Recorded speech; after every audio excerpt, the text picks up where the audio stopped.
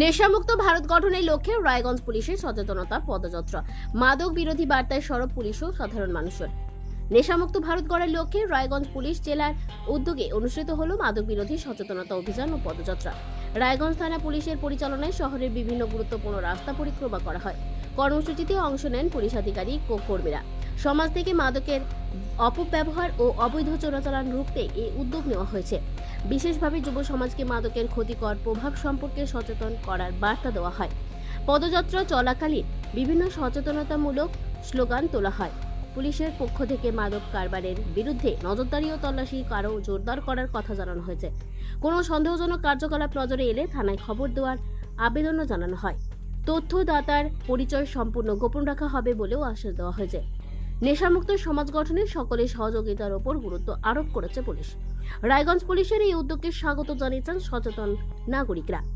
মাদকের বিরুদ্ধে সম্মিলিত লড়াইয়ের বার্তায় তুলে ধরেছে এই কর্মসূচি। আজকে কি কর্মসূচি ছিল আপনাদের? আজকে রায়গঞ্জ থানার পক্ষ থেকে মাদকের অপব্যবহার ও অবৈধ পাচার বিরোধী একটা সচেতনমূলক র্যালি ছিল, যেটা রায়গঞ্জ থানা থেকে শুরু করে আমাদের ঘড়ি পর্যন্ত এই র্যালিটি সম্পন্ন। কতদিন চলবে আপনাদের এই ধরনের কর্মসূচি?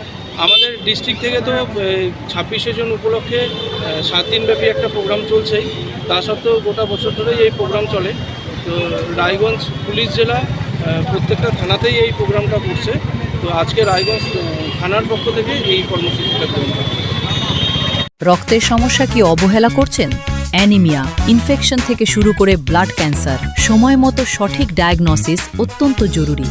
অ্যানিমিয়া ও ডেফিসিয়েন্সি প্রোফাইল টেস্ট, ব্লিডিং ও clotting test, advanced haematology test, cancer marker test, আধুনিক ডায়াগনস্টিকের মাধ্যমে রক্তের প্রতিটি সমস্যার নির্ভুল শনাক্তকরণ নিশ্চিত করা হয়। জীবনরেখা হাসপাতালে এখন রয়েছে সম্পূর্ণ হেমাটোলজি টেস্ট সুবিধা। আজই পরীক্ষা করুন, সুস্থ থাকুন।